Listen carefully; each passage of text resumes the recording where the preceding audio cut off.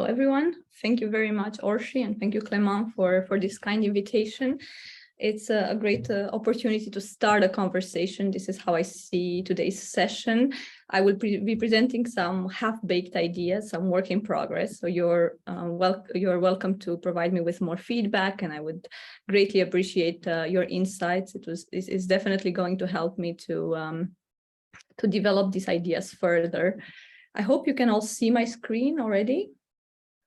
Wonderful. So today we'll dive into what digital sovereignty might mean in 2022, when the internet looks a lot different than what it used to look in the 90s, in the early 2000s, and some people would argue even a couple of years ago. So we'll go through how we got here, what does that mean for governance, and what are some of the trends that we need to keep in mind when we discuss internet governance nowadays, and how they link to the digital sovereignty ideas and projects put forward by various countries.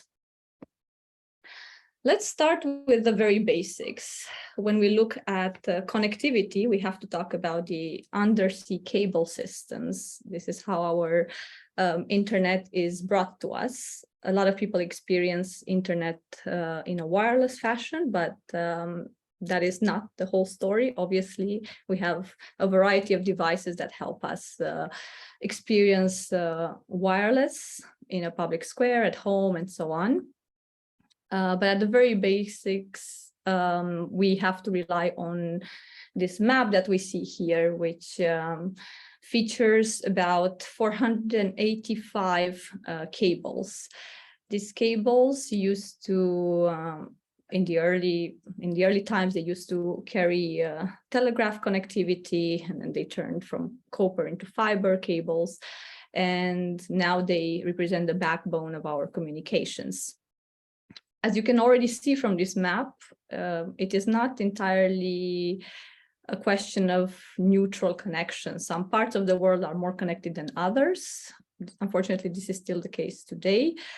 And that reflects some of the geopolitics that affects internet governance, that has affected over time, but we could argue it's even more the case today.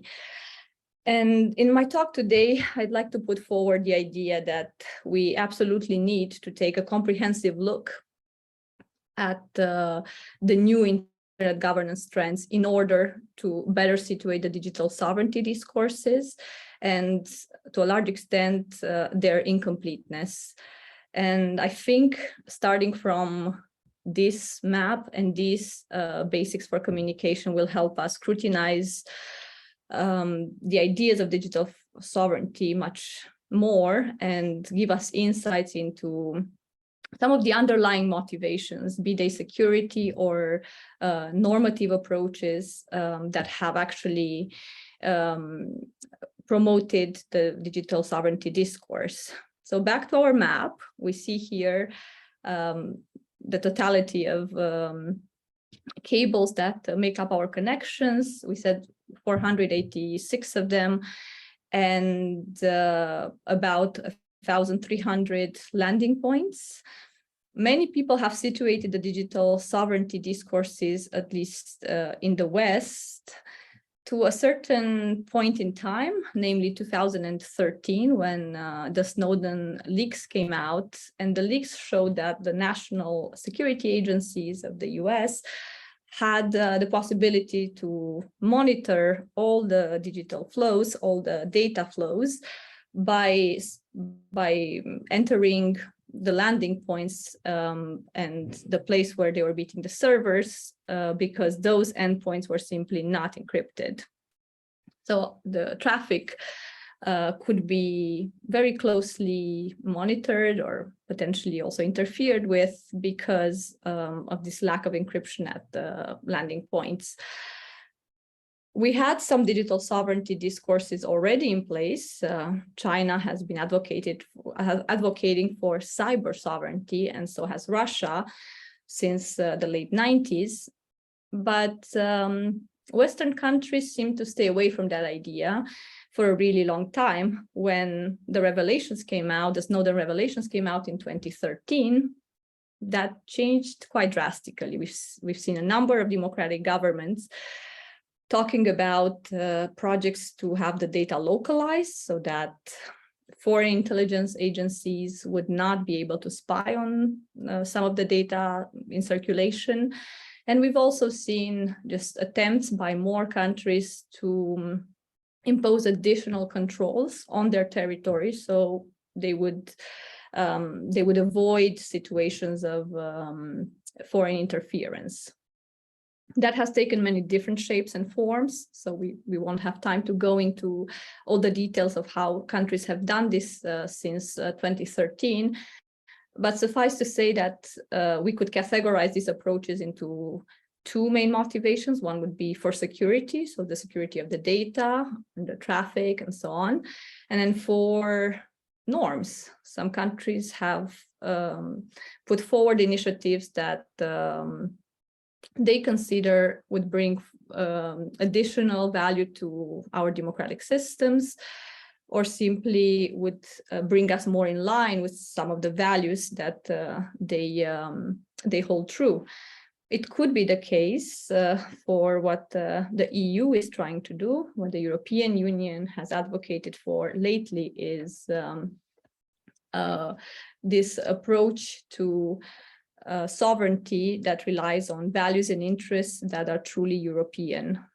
Now, certain countries would also question what those values are and whether they are indeed significantly different from others, and whether we actually need these spheres of special protection for pockets of values that are not universal.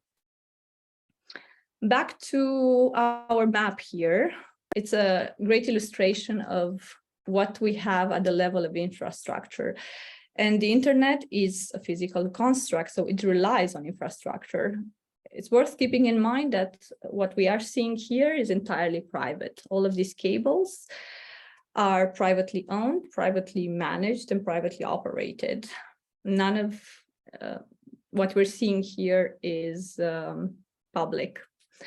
The way they work is also not under public scrutiny because they remain quite obscure to the public eye. There are peer agreements that are protected by confidentiality, and different operators do exchange traffic, and that's how the internet continues to function. Your connectivity could take different routes, and it will actually circulate on different cables, but you will be able to experience everything in a seamless way because of this interconnectedness. However, it remains out of public sight as such and out of public overview. This is the internet in 2022, and at the level of infrastructure, it remains entirely private. Now, if we look at how the internet is distributed, we'll see that there are a number of layers. And again, going back to the basics, we can distinguish between the physical infrastructure, the transport and networking layer, and the application layer. All of these can function independent of each other, which is the great magic of the internet. This is what makes it so special, that you could modify, bring changes, or alter different bits and pieces on one of these layers, but you wouldn't affect the operation of the others. Whatever you do at the physical infrastructure layer, whether it is adding another cable or removing a connection, it will not affect transport and networking, and it will definitely not affect the application, unless we talk about very extreme changes, which we have seen. There have been cables that were shut down completely, and in that case, your connectivity might suffer. Sometimes it happens due to natural disasters, like the hurricanes that we've seen recently in Tonga and so on, tsunamis, that can affect connectivity. And if there's a small island that is only connected by one cable, then obviously that connection can be lost. But independent of that, what is happening on other layers, when there are no major disruptions, everything can function independently. The way we experience it is by starting at the top. So we have some applications on our devices that allow us to present and see various things online. And then we go down to the transportation layer that will basically have computers communicate with one another via different networks and data links that will then be just carried by the physical infrastructure that we've seen in the previous slide that looks a bit like this. And when we talk about digital sovereignty, we generally tend to talk about that in abstracto of everything else that happens. Whereas this is how the internet functions. We need to go back to these conversations to understand where digital sovereignty might play a role, whether that is on the application side or on the physical infrastructure side, or whether there is a way to combine all of these different layers and make it work as a digitally sovereign space.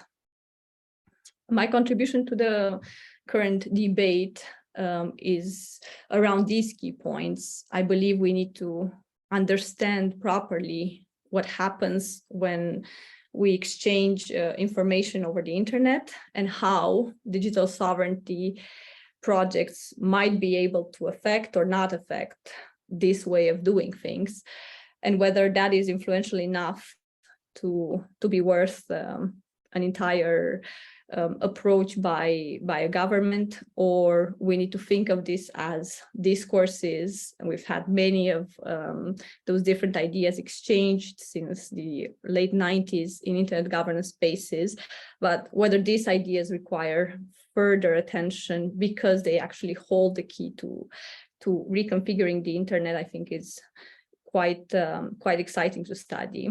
And we'll be seeing in the next slides, as part of my presentation, that there are potential challenges to how the internet actually operates that do come from this digital sovereignty discourses, but not all of them can be placed at the same level, and not all of them have the same value. When it comes to the concerns that internet governance has seen over time, we obviously started with how the infrastructure was laid and what critical resources needed to be in place in order to connect various computers. But then we've seen also a preoccupation for security. As you all know, security was not there from the very beginning because the internet was preceded by ARPANET, a project hosted by the Department of Defense in the US, which simply had people vetted into the room. They were a community of researchers that had all the credentials to be present in the room to work on this special project, and none of them needed to really pay special attention to security because it wasn't envisioned that the internet was going to become a global means of communication. But cybersecurity concerns started to appear around late 80s when the first viruses were developed. And with that, we also saw a preoccupation for legal issues in relation to domain names and also in relation to the digital economy that was developing at the end of the 90s.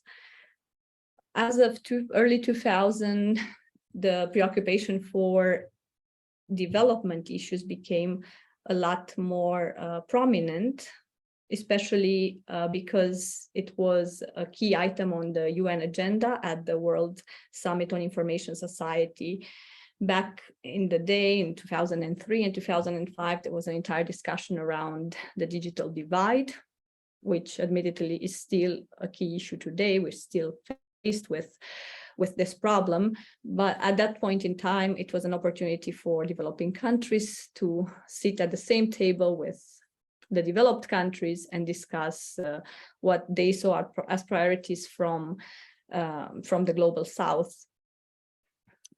With this summit, we also saw an initiation of a UN agenda on the topic, and that continues till today. Obviously, we have the digital cooperation project in place, and we are discussing possibilities of potentially reforming a global internet system via some of the acceptable state behavior, normative discussions, or the cybercrime negotiations. We're seeing all sorts of initiatives at the UN level to govern this space, and everything related to emerging technologies as well. The digital rights discussions were born in the early 2000s, but they took different shapes over time. Whereas in the beginning, it was more about transferring some of the sets of rules we had for consumer protection into an equivalent for the online world. Nowadays, we're seeing a specific preoccupation with what we call crimes that can only be conducted online, pure cybercrime, or rights that you might only be able to exercise in this space or because of this space. For example, the right to be forgotten does not need an equivalent offline because you will not be easily identified in the totality of documents about you, because nobody has access to every single one of them in a single place, but you will be identified very easily if your name is looked up on Google or on another search engine. So the idea that digital rights require special protections and requires a special set of norms around is relatively new, if you will look at the history of the internet, but is gaining more and more attention because of the harms that we're seeing online. And with that, we can go to this relatively complex picture of the internet over time. We've started with very little specific regulation applicable to the internet, but nowadays we have about 70% of the regulation out there being designed for this new environment. In the beginning, it used to be more about placing the internet under the broad umbrella of telecommunications and regulating it as part of that. But nowadays, we're seeing the attention given to the internet as a specific medium and as a specific set of challenges. This graph here comes from my my research and from the book Negotiating Internet Governance, where I looked at 311 different instruments for governing the internet. And I concluded that over time, we moved from states being in control of the telecommunication space and implicitly the internet as a subsection of it. But what we're seeing right now is extensively soft law coming from a variety of sources in which states do play a role, but they might not always play the dominant role. Again, depending on the jurisdiction you're in, certain states might be more powerful than others and even exert extra powers outside of their territories, but others would simply hold the pen for their national regulation and for their national laws. What we are seeing constantly is the focus on security.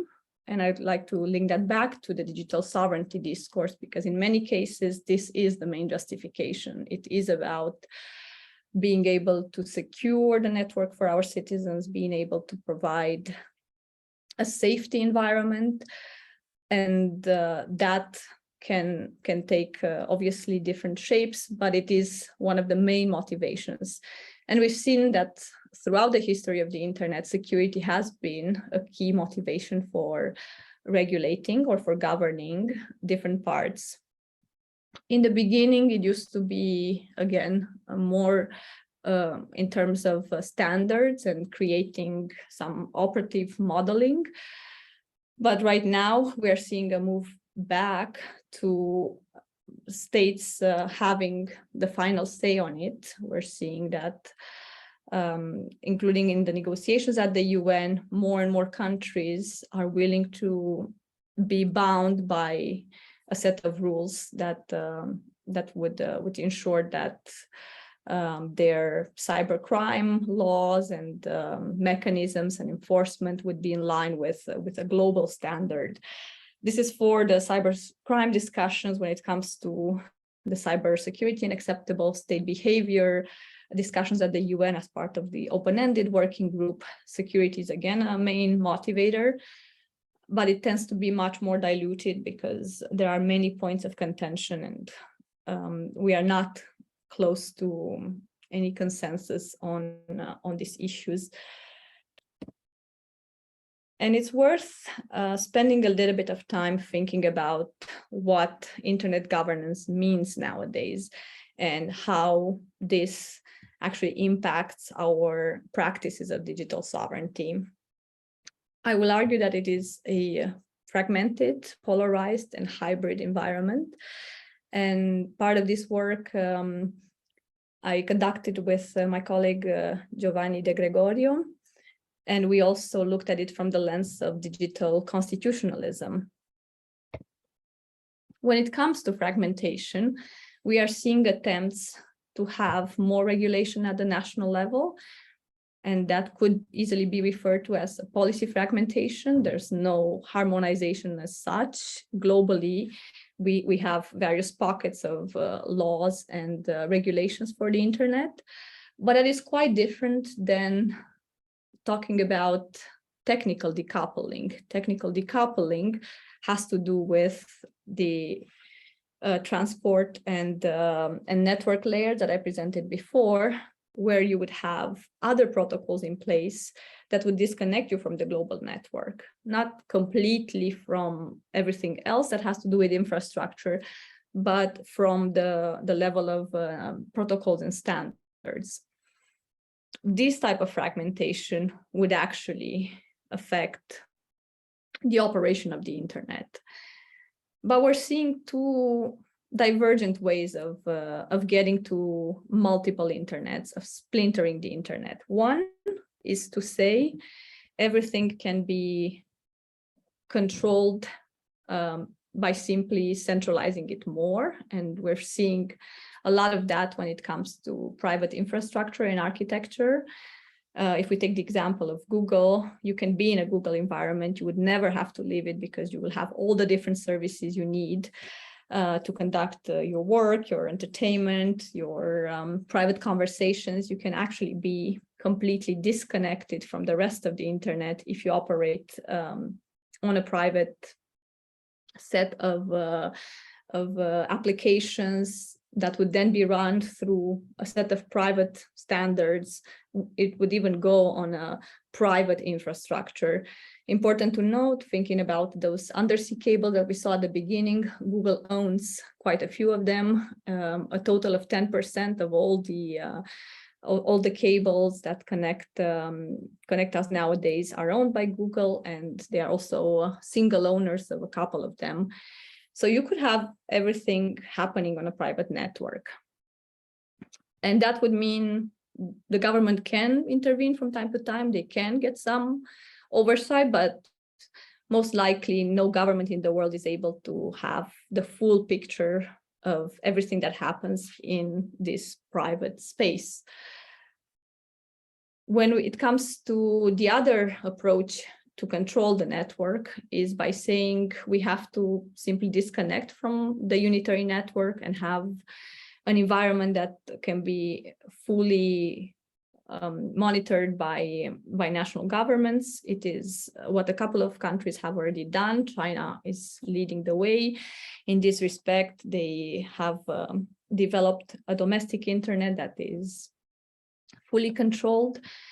Iran as well and Russia have attempted to disconnect from the global internet in a similar fashion, following the Chinese example, and creating the equivalent of an intranet that would have more domestic surveillance, more possibility for controlling specific parts of the network, and eventually more government power over this bits and pieces of infrastructure that would make it local.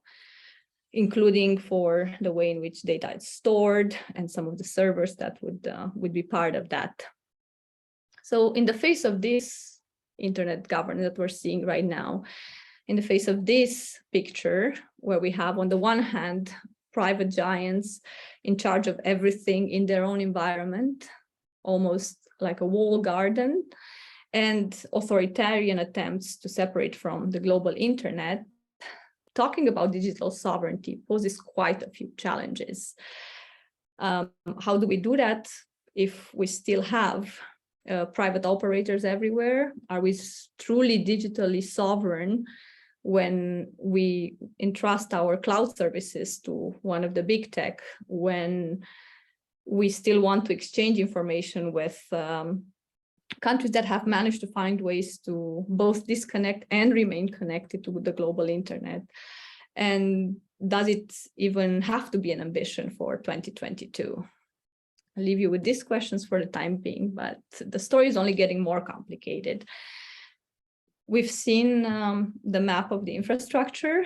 We should also have probably a similar map with some circles that would show us some spheres of influence. When it comes to technology, everything from manufacturing to the actual devices that we hold in our pockets, we can see a clear split between American technology and Chinese. We've seen it more prominently with the 5G discussions, where Huawei was at the center of attention in almost all countries around the world that were looking to develop their fifth generation networks.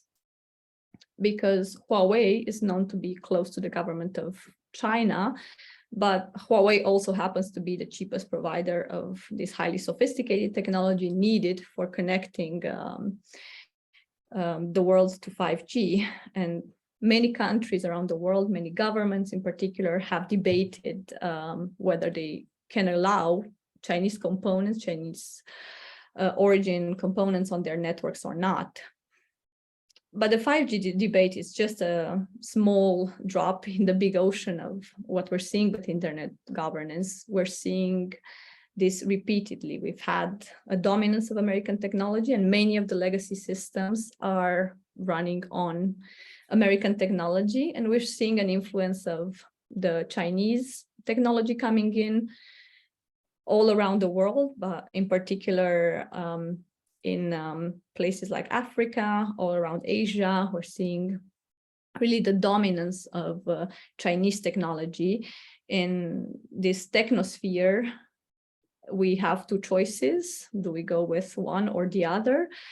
The European way seems to be somewhere in between, but Europe does not have a homegrown industry to rely on. So when we're talking about strategic autonomy, we're actually talking about these choices that European policymakers have to face to go with one type of technology or the other. And that might mean strategic choices for many other subfields of digital policy, for example, regulation or taxation of tech giants. All of these discussions are, in my view, connected, and they need to be better connected in the public sphere, because right now we're seeing very incomplete pictures of what is happening. And then we see the same fights at the level of standard making.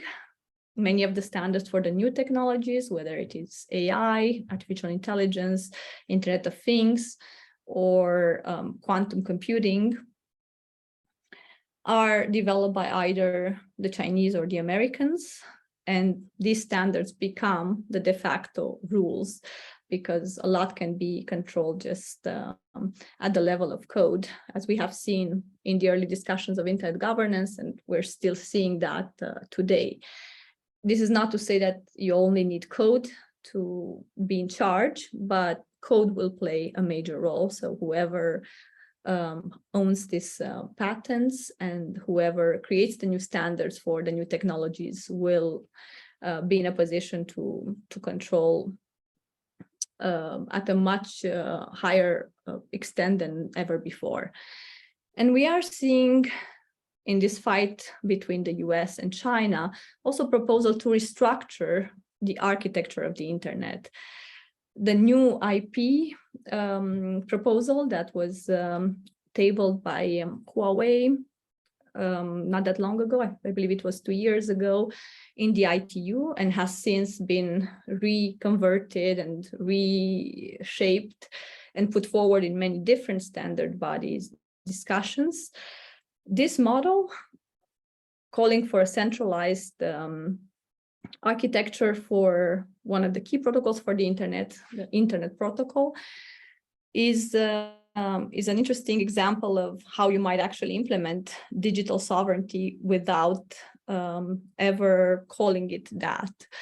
This proposal shows us that there are ways in which you can restructure the architecture in order to impose a certain set of values with motivations that are again, in line with what digital sovereignty would call for, whether it's values, norms, or security, or even optimization for new technologies, as is the case with the new IP. All of these considerations would actually be convincing for quite a large part of the population when it comes to why we might need to restructure the internet. For the technical community, I think we're really seeing a split. We're seeing quite a few voices against the idea that we need a new internet that would fit with the IoT challenges, with the AI challenges. But we're also seeing some interest in being able to remove from the internet what creates a huge problem later on. So when it comes to security, being able to single out certain parts or restrict access is an idea that many governments seem to actually like. And the third trend that I think is worth considering is that of hybridization. The internet used to be a decentralized space, but right now we're seeing a different version of it. It's a space that allows for decentralization, but in fact has encouraged quite a bit of centralization. We have seen increased surveillance, we have seen the erosion of the public and the private divide, and we've seen come back to some of these control points that even democratic governments have asked for. And it's also our current hybridization is now our current model of doing public policy on private infrastructure. We're seeing extensively that enforcement of regulations relies on the cooperation of the private actors on the industry. And at the end of the day, many public functions are directly performed by these private intermediaries. With this model in mind, I'll come to my conclusions now. It's worth asking, what does it mean to be digitally sovereign in 2022? Is this about having different ways of imposing controls? So the current version of the internet, the status quo, if you want, is that of decentralized controls. Should digital sovereignty sit on top of these ones and just give different governments different bits and pieces of those controls? Should it be an idea that is maybe useful in a discourse but has no clear application when it comes to how the internet is being run? Should this be about centralizing much more, which seems to be the case if we take the European example? We're moving away from the decentralized model towards having more authority over certain parts of the internet. And in that case, what type of strategic decision-making is needed? And then finally, I think it's worth reflecting on the potential of digital sovereignty to be applied all across the various layers of the internet in what we could see as an internet reconfiguration. And when that happens, will it still be sovereignty as such, whether it's by one country or one region, or would it be much more about power in itself? Again, the idea of sovereignty is very closely aligned with the idea of controlling a territory. With the internet, we're not seeing the physical boundaries anymore. We're seeing a globally interconnected system. So the question of sovereignty has to really also question the meaning of control in a physical space, and whether that would actually be enough for many of the governments around the world to feel at ease with how they've managed the new digital challenges. I think we're seeing much more a fight towards acquiring more power online than we're seeing an initiative to control within their own borders. It's an open-ended question, and I invite you to share some thoughts on this as well. It would definitely help me with my research. Thank you very much. I'll stop here, and I look forward to hearing your comments and your feedback. Thank you very much. Thank you so much, Roxana, for this excellent and fascinating and very thought-provoking presentation. I picked up fragmentation, polarization, hybridization, a lot of things, a lot of avenues to go down on, and also to see whether this whole idea of digital sovereignty, as you said in the end, is this about, a desire for control or a desire not to be controlled? These are quite, they lead to different policy solutions and so on. Mauro, I would like to invite you to give your thoughts in the next 10 minutes. I'm sure you have a lot to say. Thanks again, Roxana. Thank you, Ursula and Jamal, for inviting me, and thank you very much, Roxana, for this very interesting presentation. And I have a lot of thoughts, so I will just look at the clock to understand what can I say. And first thing, that this presentation has summarized your most recent research from the mapping of instruments in internet governance, in the global internet governance, to new trends that are transforming the internet. And I think that the first point, very interesting point, is this, that the internet is changing, both in its infrastructure, architecture, and its governance system. And most of these changes are quite scaring. And I know that you have been providing also some solutions or some perspectives in order to avoid the worst consequences of these changes. And so maybe we will have time to discuss this. And I will follow just the order of your slides. First of all, undersea cables for internet connectivity and Snowden leaks. They are very strictly linked because, for example, we have this concentration of connectivity capacity on the US territory, and this was exploited by the NSA in order to tap into communications at the worldwide level. And so we could see in that case that, for example, a technically neutral protocol like the TCP, telling data just to go towards the routes, the less, the most free routes. The concentration of connections implied that the most free route, the freest route possible for data was almost always those on the US territory, and so it enabled the NSA to collect data in transit. And another thing is that Snowden revelations as a factor of the rise of digital sovereignty in the West. And yes, you're right. And we as internet governance scholars, we should also address some models and concepts that we have been using until now. For example, we have this periodization of internet governance model, technical regime, and then self-regulation, and then multi-stakeholder governance.